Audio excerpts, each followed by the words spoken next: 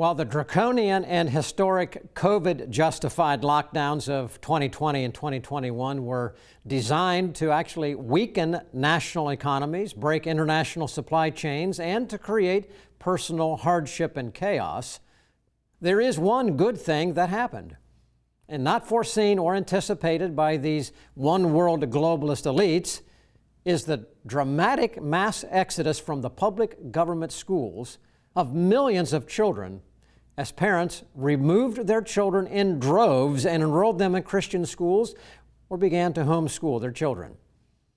And while it took the disastrous and short-sighted stay-at-home and school masking policies of government schools to shock many parents into the very ugly reality of the politically correct and immoral propaganda being taught to their children in the schools, and also the lack of rigor and academic excellence, the eyes of hundreds of thousands of parents across the country have been opened. And with that revelation, parents are voting with their feet, and they're exiting their children from the government schools. Yet now, with the vast exit into private, Christian, or homeschool options, a renewed push for what is broadly known as school choice is gaining a lot of traction. And with this option for direct government funding, and that's the key here, it comes the question of political motivation and the potential for control through the means of government-established vouchers. Yet there's one man, an organization, who has been laboring for a long time, for many years, actually, trying to awaken parents as to the dangers of government schools beholden not to parents, but to a godless system that long ago hijacked the public school system. Now that man, among others, is also raising questions about whether the push for school choice is really in the parents' best interest or perhaps the strategic best interest of government, who sees the need to now corral these exiting millions from the controlled school system. That man is Ray Moore, leading the movement called Public School Exit. Now, he's a retired military chaplain with at least 2 Masters in Divinity degrees. And I've asked him to, he's also Lieutenant Colonel, by the way, to join me and Isaac today as we examine school choice and Christian education, the good, the bad, and the trap. And with that, let me welcome to the program right now, Ray Moore. Ray, thanks for being with Isaac and I today on this very important topic.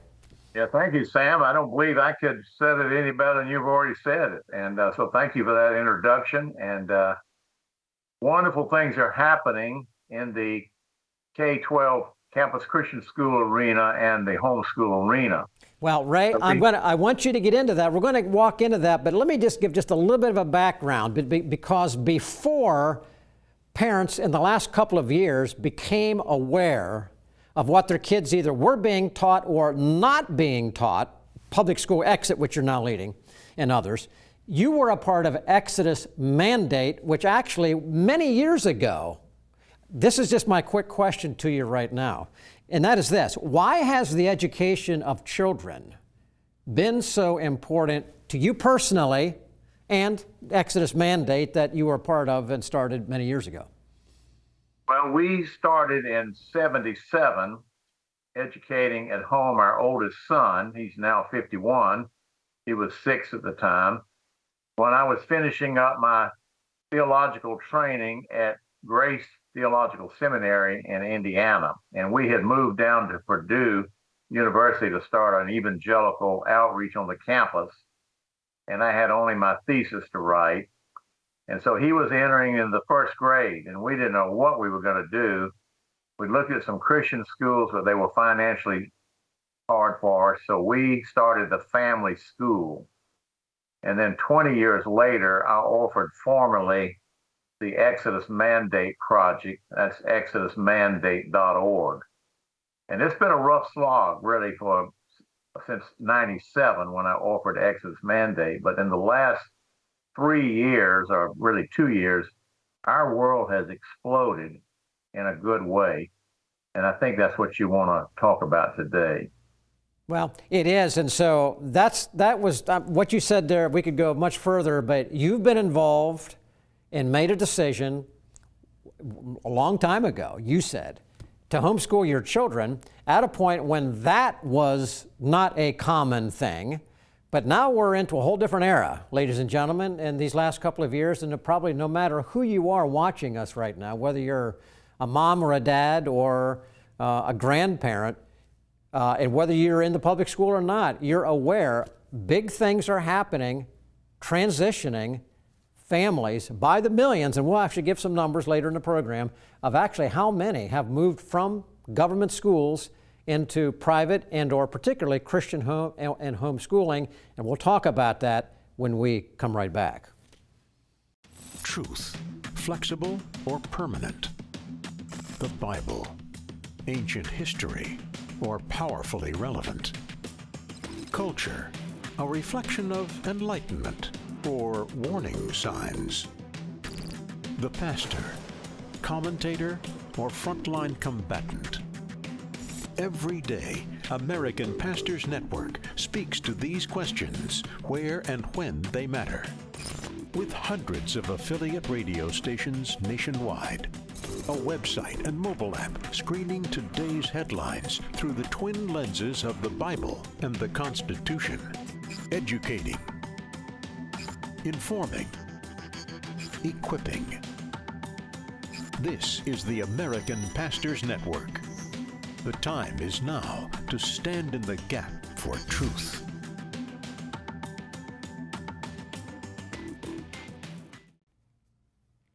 Welcome back to the program, and today we're talking with a longtime friend, Lieutenant Colonel E. Ray Moore, about public schools and about why he, a long time ago, felt it was a biblical decision for him and his wife not to put their first child in a government public school, but instead to homeschool them. And this was back at a time when it wasn't the same phenomenon that's going on today. And so, Ray, you said that that the last 3 years, especially the last 2 years, a lot of things have happened.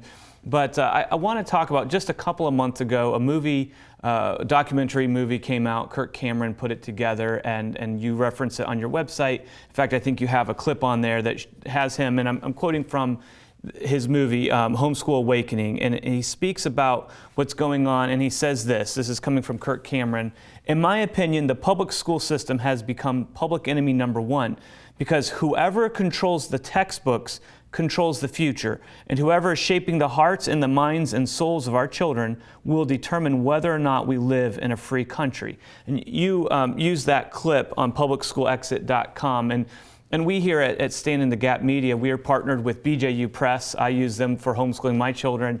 And we do agree that textbooks are very important. That's why BJU Press has a biblical worldview. But I'm wondering, referencing what Kirk Cameron was talking about, from your perspective with the modern government schools and the textbooks and curriculums that they use, what would you say are maybe 3 or 4 top reasons why every concerned or patriotic or Christian family, according to you, should maybe consider not putting their children in a school where the government decides those textbooks? The first principal reason is that it's the scriptures, and I have a little pamphlet for that, and if they write me, I can send it to them. The scriptures assign the education of children to the family and the church, not government. So the public school system has no jurisdiction, but they've usurped it, of course, to educate children at the K through 12 level, especially. Now, so that's where we start, and there's so much theology for this in Scripture. Deuteronomy 6, 1 and 9, Ephesians 6, 4, Psalm 78, 5 to 6. We use the Great Commission itself as a justification. We think that if the Great Commission says disciple the nations, so we certainly should be doing that with our own children in our churches and not handing them over to the pagans to disciple. So we think the first line of argument is theology or the Bible. The second one would be all the terrible things that are going on there now. When we started in the 70s, it wasn't nearly as bad as it is today, but now the schools are absolutely harmful to our Christian children. Now, we're of course concerned about non-Christian children as well, but we have data done by the Nehemiah Institute Dan Smithwick's group, that they've researched, and I think they've tested about 150,000 Christian children in homeschooling, Christian schooling, and public schooling. And 80% of evangelical children who've been public schooled through their career abandon the church and the Christian faith in their early adult years. So we have a theological reason to do the right thing, but we have some bad reasons to not do the wrong thing. Well, and Ray, there's reminders around us constantly of public schools, whether you're just getting slowed down in traffic in the morning or afternoon because of a school bus in front of you, or the different times of the year where you're paying your school taxes, and depending on each state, doing that differently. But it's just become part of our culture, this, public schools. And so much so that a lot of people just think of it as, just a part of American culture, maybe a right that's been given down. And we just think that was always that way. There was always a public school. It always went kind of like it goes right now. As you look at historically at our situation, at our country, when did public schools really start? Has it always been a thing that we've always had public schools in our communities? How does that work historically for our country? No, actually, it's a very good question. I'm so glad you raised it. For the first 220 years of American history, say from the Pilgrims up to before the Civil War, we put the turning point for this about 1840. There were no state-controlled, state-sponsored, tax-subsidized public schools in the United States. All the education was provided by churches, family groups, so homeschooling was very prevalent, and private academies.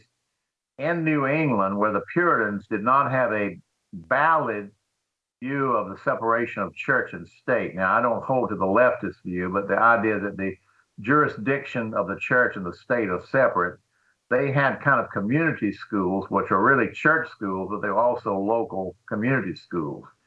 So that system changed around 1840. It actually took it about 10 years. And it happened because of the Catholic mass immigration into New England and New York in the 1830s.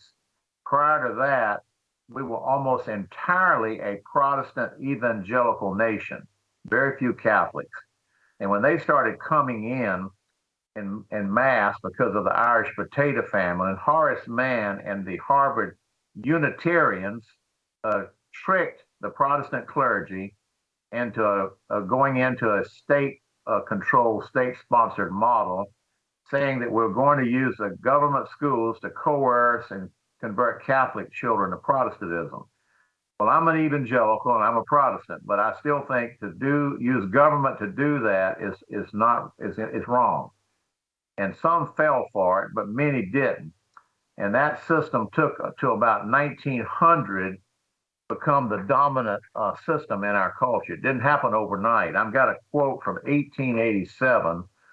Archibald Hodge was a professor at Princeton Seminary, which when even in those days was still one of the leading conservative seminaries in the nation. And he said this in 1887, "I am as sure as I am of Christ's reign that a comprehensive centralized system of state education separated from religion, as is now commonly proposed, will prove to be the most appalling engine for the propagation of anti-Christian, atheistic unbelief, and antisocial ethics which this sin-rent world has ever seen." He said it was going to be the greatest engine for the destruction of our moral culture. And he said that in 1887. And it really has happened that way. And so Christians have been so slow to catch up with the reality. These schools don't belong to us. They're not our schools. And they cannot be reformed or fixed. And we're also against people running for school board. It won't work. It's an utter waste of time. Why don't you run for Planned Parenthood board? It makes just as much sense. And so we encourage Christians to pull out, to withdraw, to take the exodus and go to the promised land of Christian schools and homeschooling. And we are in a kairos moment, a once in a 100-year moment of history for what is happening there now. Okay, Ray, you gave probably some explanation there that most people have never heard.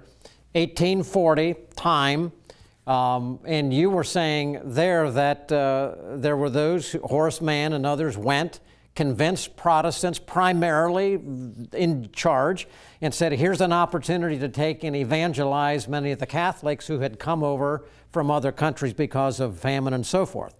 Now, okay, that established, that was one reason. But over the years, Ray, bring us up to perhaps the present, because the government school system began to teach a lot of things that have dramatically changed as well. Bring up some of that. When did specific government or strategy find its way into the public schools as a methodology of changing the culture? Very good question, because it wasn't all bad, and it wasn't as bad as it has become. I finished high school in 1961, and we still had a chapel once a month, religious service, a Christian service, in a public school, and we had prayer and Bible reading at homeroom every day. And we had Christian teachers. It wasn't a Christian school, but they were able to express their opinions freely. But one of the popular teachers in my high school years was a Bob Jones University graduate, a school that we're very partial to today. And she was an English teacher, and she was a definite Christian, and she expressed her opinions freely. Now, there were other teachers that weren't, but it was a level playing field. But in 1962 and 63, we had the famous prayer and Bible reading decisions, and they totally expelled Christianity to be taught or, given fair hearing by precept and practice. A lot of Christians think that was the beginning of the downfall. It was actually the end of the beginning. The beginning was with Horace Mann in 1840, and about that date, when the government seized control of state education and it became a state institution. And we object to that. We think we want to go back to the original American model, which was no government education, and that was also in line with the biblical model. Okay, Ray, and that is helpful. Now, go ahead and just mention a couple of those things as well. Prayer was taken out of the school, but there were some other things that began to transition as well. I mean, I graduated from high school in 1973, so a number of years after yours. I had a conservative country school that I went to. There were about 20% of my class who were believers. It actually wasn't a bad school from that perspective, but the year after I graduated, there wasn't one in the class who were believers, and it went downhill extraordinarily fast. But there were some governmental actions, like the removal of prayer, that were very, very integral in making a change. Name a couple of additional things that happened, perhaps, that people should remember. After that, and up into recent decades, we had the outcome-based education school-to-work model, which was forcing socialism on the school's end. No Child Left Behind, which is a terrible agenda of the Republican President George Bush. Then Common Core was a big issue just a few years ago. And now we have infiltrating or really taking complete control of the public schools is the LGBTQ agenda, which is all through the schools. People say, well, I live in the Bible Belt. It's not in my state. No, it's everywhere. It's everywhere. And then we have critical race theory, evolutionism. So the system is utterly, totally corrupt. And people say, well, I'm having my children there to be salt and light. Well, hey, get serious, fella. They're not salt and light in most cases. They're being brainwashed. And Luther made this statement. He was primarily talking about higher education during the Reformation, but it certainly could apply to K-12. He said, I am afraid that the schools will prove to be the great gates of hell unless they diligently labor in explaining the Holy Scriptures, engraving them in the hearts of youth. I advise no one to place his child where the Scriptures do not reign paramount. Every institution in which men are not unceasingly occupied with the Word of God must become corrupt. That was Martin Luther probably in the 1530s and, during the Reformation. So you can't, if you create an institution where Christ is not at the foundation and the Bible does not govern, it becomes utterly corrupt. And Ray, that's a great place to finish this segment. Ladies and gentlemen, we're going to come back and we'll continue on this discussion and conclude with Isaac asking Ray Moore a question regarding Kirk Cameron's statement that was quoted at the beginning of this program. Stand in the Gap is produced and recorded in the studios of Lighthouse TV. Positively different.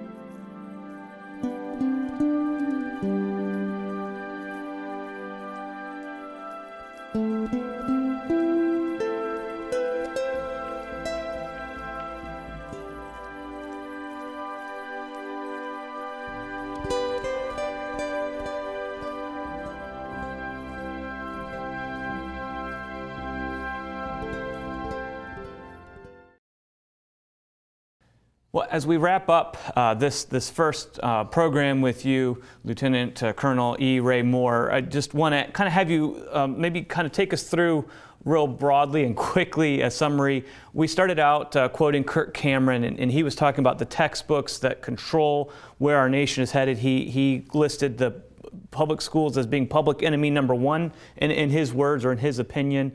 And you yourself have been calling for an exodus from the government schools. And so I would like to just have you give maybe a minute summary of what happened that brought us to that point, and then maybe another minute summary of what we're going to talk about in our next program with you about the rise, maybe 1 or 2 points of the rise of Christian education. We date the important moment, 1840, really was from 1837 to 1845, with the establishment of state-run, state-controlled, tax-subsidized public schools. That happened in around 1840. The system wasn't as bad as it could have been then. Christianity was integrated into it, but were not Christian schools, but they were not anti-Christian. In 1962 and 63 was a big turning point when the government, the Supreme Court, excluded a prayer and Bible reading from schools. So then we went down rapidly and off the cliff at that point. So that's been a long time ago, and now we're living in a cesspool of public education, and Christians are just beginning to wake up to the problem. So, but we are waking up, and we'll cover that in the next moment. Now, with Kirk Cameron, I saw that movie. I went to the theater, and it was packed. So he is doing great work with that movie, and there are many other movies like it. And he is a homeschool dad, as you know, and a wonderful Christian man. And Ray, great summary and great setup, ladies and gentlemen. Okay, we're at the end of the program. Now again, the theme of what we're talking about, and we'll get into it, is we're talking about Christian education. We're going to talk about school choice. And in this program, we look back at public or government education and the change, the transition to what we are now. And if you're watching, obviously if you're hearing me, you're watching this, but in the last 2 years, the transition from government schools because of COVID lockdowns and all that's happened has created an exodus from the government schools unlike anything we have ever seen in the history of this country. You may be a part of that. You may be considering, if you have children in school, what you ought to do. In the next program next week on part 2, we're going to get into the rise and the whys, how and why Christian education is becoming, and homeschooling, such an enormously big choice for millions of parents all across this country. So on behalf of Isaac and I, we want to thank you for watching this program today and ask you to join with us next week. If you've never written to us, I encourage you to write to us this week. Let us know that these programs are helping you in your Christian life. Pray for us and perhaps decide to partner with us financially as well so that we can continue as the American Pastors Network and Stand in the Gap Radio and TV to communicate the truth.